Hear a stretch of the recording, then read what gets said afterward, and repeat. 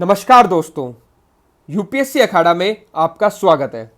आज के जो हमारे दो टॉपिक हैं वो हैं भक्ति मूवमेंट और सूफी मूवमेंट।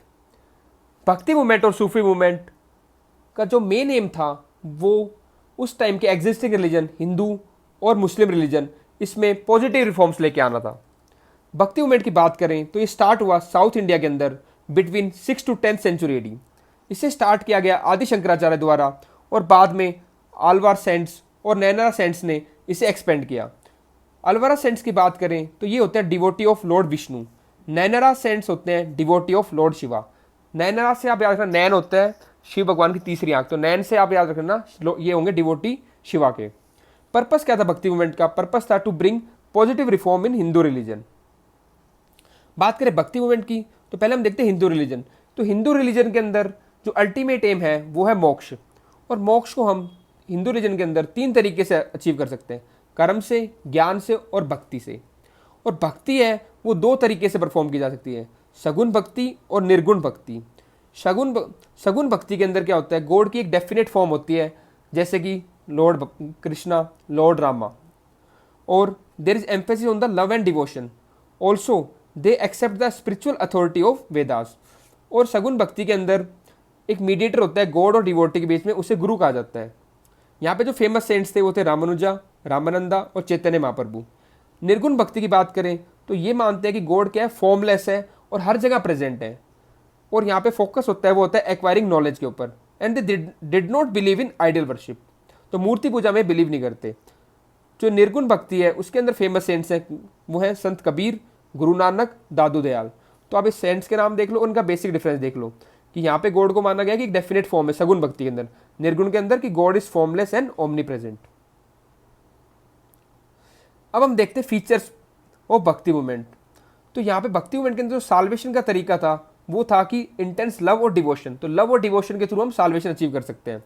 सेकंड, उन्होंने क्या किया था, जो रिचुअल्स है, सेरेमनीज है, इनको रिजेक्ट किया, बट जो रिलीजन की वैल्यूज है उनके ऊपर एम्फेसाइज किया। थर्ड, कास्ट डिस्क्रिमिनेशन के अगेंस्ट थे। Fourth, they condemned female infanticides and sati practice. Next, there is use of local language to spread teaching, तो उन्होंने लोकल लैंग्वेज में कम्युनिकेट किया ताकि उनकी टीचिंग्स को ज़्यादा से ज़्यादा लोगों तक इजीली स्प्रेड किया जा सके। And they propagated equality and spirit of brotherhood. Last, there is the presence of priest not required and the personal connection with God is emphasise. तो उन्होंने ज़्यादा फोकस किसका किया कि प्रीस्ट की जरूरत नहीं है और आप पर्सनल कनेक्शन बना सकते हैं गॉड के साथ। अगर भक्ति सेंट्स की बात करें तो ये कुछ भक्ति सेंट्स हैं जो डिफरेंट एरिया में फेमस थे। तो पंजाब में देखें तो गुरु नानक जी, उत्तर प्रदेश में संत रामदास, संत सूरदास, तुलसीदास जी और कबीरदास। उसके बाद असम में शंकर देव जी। बंगाल और उड़ीसा की बात करें तो यहाँ पे जो फेमस संत थे वो थे चैतन्य महाप्रभु। आंध्र प्रदेश में रामानुजाचार्य जी। महाराष्ट्र में संत नामदेव, संत तुकाराम, समर्थ रामदास। तो ये कुछ फेमस सेंट्स हैं डिफरेंट रीजन में। अगर कर्नाटका में देखें तो यहाँ जो फेमस संत थे वो थे माधवाचार्य, और केरला में है शंकराचार्य। तो डिफरेंट रीजन के आप इनको याद कर लो सेंट्स को। अब हम चलते हैं इसका इम्पैक्ट देखते हैं अब हम। तो इम्पैक्ट क्या पड़ा भक्ति मूवमेंट का? तो भक्ति मूवमेंट जो सेंट्स थे उन्होंने क्या ट्राई किया, जो कास्ट बेस्ड सोसाइटी जिसमें इनइक्वालिटी है उसकी जगह एक इगैलिटेरियन सोसाइटी प्रमोट हो।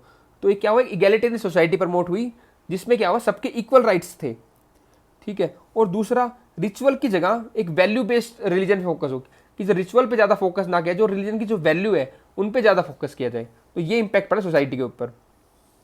और ऑल्सो क्या हुआ, इसके अलावा क्या हुआ कि जो लिटरेचर है, म्यूजिक है और पोइट्री, इसके अंदर भी काफ़ी डेवलपमेंट्स हुई। जैसे कि हम देखते हैं कबीर के दोहे, ये भी भक्ति मूवमेंट के टाइम में फेमस हुए थे। अब हम देखते हैं सूफी मूवमेंट। तो सूफी मूवमेंट स्टार्ट हुआ ईरान के अंदर। इसका एम था to bring reforms in the Muslim religion.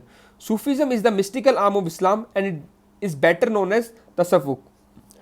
और ये स्ट्रेस किसके ऊपर करता है? It stresses on the self realization, tolerance, righteousness and universal love for all. ये इसकी मेन वो है फिलोसफी, आप देख लो, self realization, tolerance, righteousness and universal love for all. अब देखते हैं हम फीचर्स ऑफ सूफीज्म। तो पहला क्या है कि हमें प्योरिफिकेशन करनी चाहिए अपनी इनर सेल्फ की। कैसे? इंट्रोस्पेक्शन से। अपना इंट्रोस्पेक्शन करें ताकि हमारी सेल्फ प्योरिफिकेशन हो। दूसरा, ये कहते हैं साइंटिफिक नॉलेज के साथ साथ हमें इंट्यूटिव नॉलेज के बारे में भी पता होना चाहिए। तो beyond scientific knowledge intuitive knowledge is also required.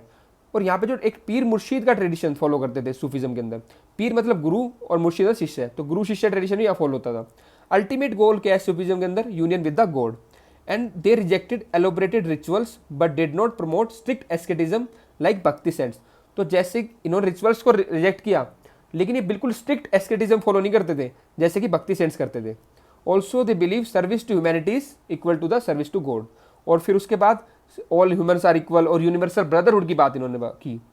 Last में इन्होंने क्या किया, ये याद रखना पॉइंट कि they also focus on the meditative exercise. तो Sufism become the process of purification of hearts which means rigorous ethical discipline based on meditative exercise. तो सूफीज्म के अंदर मेडिटेटिव एक्सरसाइज की प्रैक्टिस भी होती थी। अब देखते हैं सूफीज ऑर्डर इन इंडिया। तो जो सूफीज थे डिफरेंट, वो ऑर्डर से या सिलसिला में ऑर्गेनाइज थे। तो पहला है बसरा और दूसरा है बेसरा। तो जो बसरा वाले थे they were in the favour of the sharia law, तो ये शरिया लॉ को फॉलो करते थे। और उसके अंदर जो प्रोमिनेंट सूफी ऑर्डर्स आते हैं या सिलसिला आते हैं, वो पहला है सूरावर्दी, फिर है चिश्ती, फिर है फिरदौसी और लास्ट है नक्शबंदी।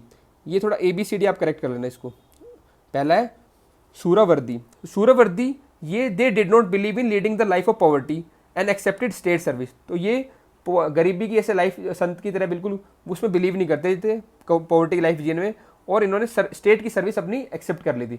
जबकि चिश्ती ये स्टेट से थोड़ा अलग रहते थे, इन्होंने ये आराम से अपने मतलब जो पॉवर्टी की लाइफ थी उसमें रहते थे बिल्कुल। तो और उसमें क्या था, दे प्रोपाउंडेड म्यूजिक रिसाइटेशन, और म्यूजिक रिसाइटेशन इन्होंने प्रोपाउंड किया। उसके बाद अगर फिरदौसी, तो फिरदौसी जो ब्रांच थी वो सूरवर्दी की ब्रांच थी। और जो डी है लास्ट में वो है नक्शबंदी। तो नक्शबंदी इन्होंने क्या किया, दे अपोज कवाली और म्यूजिक। तो जो मुगल एम्परर जो थे औरंगजेब, वो भी नक्शबंदी से बिलोंग करते थे।